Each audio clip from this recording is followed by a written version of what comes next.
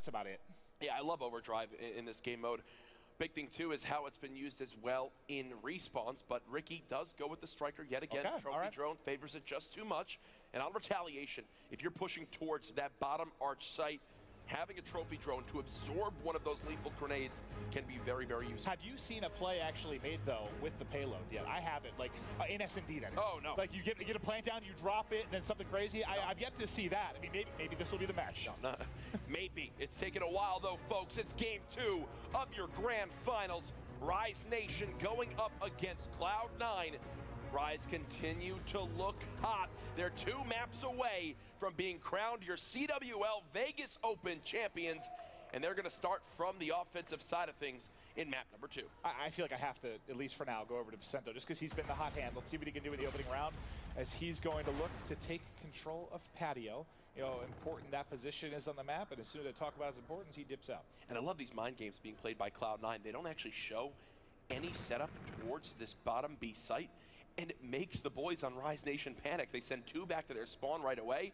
Vicento alongside Aqua. Assault holding that top broken window. He'll strike first blood onto the MVP here, Vicento, as now Cloud9 have the number advantage on this first defensive round. Well, Felony, I mean, he's got to get the call. There's some in there. He finds one, cannot get the second, though. It's not going to be Looney and Aqua trying to hold off on the defense as the defuse will be tried here for Lacefield and Ricky. That is the round opening kill right there by Aqua. Shutting down Aches as he goes towards top patio. Ricky, though, does find the engagement. 1 versus 2 scenario. Looney just going to try to play this one passively. See exactly if he can spot these enemies. Hasn't been seen as of yet. Yes, he is. Nice challenge by Cloud9 as they take round number 1, a perfect bait scenario in that top bedroom broken area. I thought he was being very sneaky, but unfortunately he gets sniffed out here from Cloud9, and they are going to come alive. We've seen them come back in so many series, pushing everyone the distance to the game 5. It has to happen here. You got to think if they lose this search and destroy, that's going to be all she wrote. The wall bang, or tarp bang, or whatever that is, coming through as they pick it up, and Cloud9, that's big. Getting that first round win after losing that game 1 hard. I mean, I argue if Aqua winds up staying alive in that scenario, I don't see actually how they lose that round. He was so far away that they just wouldn't have had time to find him. Either way, though, it is Ricky who converts that one into a W alongside Lacefield, and again, they're going to get aggressive right towards this one site. And look at your minimap, Rise. They're always trying to get crafty in this game mode, and there's no difference here in the grand final. I'm leaving this up for a moment just so you guys can see the flank begin to develop, and that makes me want to hop over to Looney, because as he comes through, well, actually, let's go to Lacefield's point of view on the offense, because this is a pretty key spot that we see for players that are watching the flank. Yep. You can see how nice this can be for being able to see your peripheral, and then also see through the crack here. And did he get spotted? I do believe he's got eyes on one. Yeah, he definitely has reacted to him. Does he get the first blood, though? Doesn't appear so as of yet. Objective still has not been planted, so 45 seconds ticking down. It's key that Aqua does not die in back market, or else this Cloud9 team could push right on through. Well, I kind of wondered if they were going to attempt to push through. But here, let's look at Felony's point of view. Well, I was going to try and go over to Felony just to see if he was going to get eyes on anybody there from the mid patio, but he does get cut down. Now Looney's peeking out. It's going to be him and Aqua trying to make a play. He's tagged up almost immediately, does back down. Let's go over to Aqua's point of view. Pushed in for Mark. You talked about how key he could be in this one. Not able to get it done, but does find 1 kill. But now it's going to be a 1 versus 3, and it's all going to be falling on Looney here. Looney rotating back towards his side of the map. Makes it a 1 versus 2. 30 seconds left. Bomb still planted down at B, so he's got to figure out how he wants to go for this defuse, and he needs to move quick. Both Aches and Ricky near each other to where they can play the trade. I just don't see how this is possible for Looney. This is where now Cloud9, you want to begin to spread out a little bit more. Make it so there's no 2-piece opportunity as Looney has to move quick. No shot it's going to happen. 10 seconds left. This one is done. Cloud9 now up 2-0. Yeah, I mean, they continue to roll. Those situations, I know you want to check your corners, you want to play smart, but you almost just have to fly. You got to go when you have under 30 seconds in a 1v2 scenario. You have to just try and fly, get lucky, make a play, put yourself in a tough 1v1. Looney, he didn't really give himself too much of a chance there, but it wasn't an easy situation whatsoever. But this time they are going to be back to offense. Who do you want to go on with now on the Rise Nation side? I want to watch Aqua, because so far he's been the one that's trying to compete against the ARs of Ricky, of Assault. And he's got his hands full. It's no secret there that this is a very talented AR team on Cloud9. What exactly does he do this time around? Playing more passively, watching that flank, and again, Cloud9 continue to not put pressure on the arch side. They'd rather play the bait inside Hotel and force Rise Nation to make a mistake. Well, let's see if Rise Nation figures this out, because you can see this is back-to-back defensive rounds where they have 2 players stacked up inside a bedroom. Felony should have realized what was going on when he died. I think he got vision on both last time. Well, Cloud9, they're playing this so perfectly because there is a car right next to that B site, and they're waiting to throw their grenade to blow it up when they see someone cross to the site because they're playing top bedroom. 3 first bloods now for Aches and crew. They're just picking apart Rise Nation. Look, Rise don't even know where they are on the map. You've got Vicento looking towards curve. There's nobody there. You've got Aqua, who's worried about someone being in his close tree area. Nobody's there. And then Looney watching back market. You can see in your minimap, there's nobody in sight. These guys are so lost and have no information on where to expect their opponent. It's almost like Cloud9's playing so passive that it's resulting in Rise Nation kind of overthinking things. Yeah. And now we're coming down to 15 seconds. If he can get this kill, Vicento will give his side a chance. He does eventually find it. Now it's going to be a 2 versus 2, but you just have 10 seconds. The bomb has not been planted. I don't think you really have any options here. Can he get to it in time? No, Let's check. I don't even know if he did. It's going down. It's going to be very, very close. Nope. Yeah, no. Doesn't even get there in time. So look at the mind games being played, man. Rise Nation do not even know what to do in these scenarios. Yeah, I mean, Cloud9 is basically saying, okay, the pressure's on you. Bring the action to us, because we're going to be chilling. Those players were inside the bedroom from 1 minute and 28 seconds left in the game to 0 seconds left in the round. They didn't even move. It was just never even cleared out by Rise. And it winds up working out there. Ricky with the quick nade towards bottom arch. And because Cloud9 have top patio, that's going to be a free first blood every single time, picking apart their opponents right now as you need Rise to change coming up, and they need to change it quick. Well, I thought Aches was going to have an engagement here, but it might be, going to Assault coming up next as he ends up pushing down this A street. There's one inside curb to his left. He's aware there's probably somebody home. Wins the gunfight. Assault with a headshot there on Vicento. It's now going to be down to Felony and Aqua. You see bomb planted at A. Let's go over to the 2v4 side of this approach. Felony trying to find action behind the car. It's actually Aqua that's going to be able to open up. They find a second. All of a sudden, this is a 2v2. Pushing forward behind the van. They're able to find the 2v4 now coming alive. Let's go to Aches' POV as he has to clutch up. 1v2.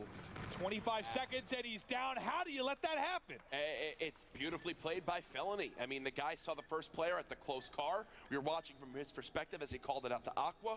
Once he gets that help, he doesn't play passive. They charge up the street. They catch one player in midair. He knew the other one was on the close van. And then H is sitting in the most, well, obvious corner. Look, Felony just knows. Yeah, okay, there he is. Boom. Easy reads. It could be more of an obvious play in that 1v2. It's crucial for a couple of reasons. One, you get the round win, obviously, but then he's your camo player. You know how important it is for your camo player to go off. We've seen how many rounds it can change, and this puts him at 4 and 3, and look how much closer he is. 3 plus the defuse. He was nowhere close. He was probably a quarter of the way into this. Not only does he stop the streaks, 2 of Cloud9 that were being earned, the guy now also has a scarab of his own if he can get one more kill. So a small momentum swing, but overall, Cloud9 still outplaying their opponents for the majority of this map, as they're going to look to play passively again, not charging out through bottom arches. The difference this time, the objective should go down here by Looney. I feel like we haven't really seen a team play defense like this, at least consistently, like doing it every round. If it's not broke, don't fix it, right? Vicento spotted one, though. And because there's nobody inside bedroom this time, Rise Nation actually are able to penetrate the setup. They get a player inside the top bedroom area, 3v2 advantage. This is all the signs of it being a Rise Nation round, unless there's some sort of collapse. And no, it's not going to happen. Lacefield 1v3. Lacefield 1v3. If he could have found that one, maybe there's some sort of hope for them, but no. Rise come fighting back in this. The one ray of hope, I suppose, for C9, and this is that you didn't. I don't think he got the scarab. I don't think he's working towards streaks. You know, you get everybody dropped. You get Felony dropped, so that stops any sort of build and momentum there. But one thing I do want to point out back quickly this weekend on Scorch, Rise Nation 100% win percentage. On this map, they're feeling very, very confident. On retaliation, but I'm pointing out some of the notes on them. Retaliation, 100% win percentage as well for Rise Nation. So this is a map that they're not used to being down in 3v3. Now the numbers as play continues to develop. Lacefield with a quick 2-piece to bring the number advantage over to Cloud9 as he gets 3. And do people just not care that he's sitting top patio? Let's stick with him for now. Let's see if he can get the ace. It's just going to be Aqua now to deal with him. It'll be the 1v3 for Aqua, or possibly the ace here for Lacefield. And the gunfight's going to go down now. He peeks in, tries to turn, not able to get it done. So let's go over to Aqua now. 1v2, 50 seconds up. Bomb still not planted, but I believe we are in process of that now. Yep, so gonna get going. And now let's check out Aqua. Now, interesting enough, see, if he doesn't have overdrive, you think he gets one kill. If that's camo or reactive, he's got a pretty good chance to clutch this up. Yeah, this time a little bit different though, as he's going to take the long route. Still rotating towards this new site. 30 seconds remaining. Aqua leading his team right now alongside Felony at 5 kills. He's got to check every corner too, and he does have actually the time to work with. That's all the information he needs. He knows where 2 players are, so he's going to try to play this first engagement. Both players just bait and switching themselves. They know he's got an NB4 too, so he can't just charge forward. Cloud9, they're just messing with him at this point. Turns back around, burns the overdrive too. Not the right call. A panic scenario there for Aqua as he goes ahead and burns his payload. I guess he thinks if the player challenges this, he can kind of use that AW dash, you know, that movement there to get away with the overdrive, and then with the overdrive, enough time to bounce back to the bomb really quick. Yeah, but I mean, I see the line of thinking, but that would have been insane clutch if it worked. It would have. It would have. I think it's a little bit of a difference when you're using that when there's 10 seconds remaining versus maybe using that when there's 15. Then he knows the player was out that outer wall run. He could try to chase him down.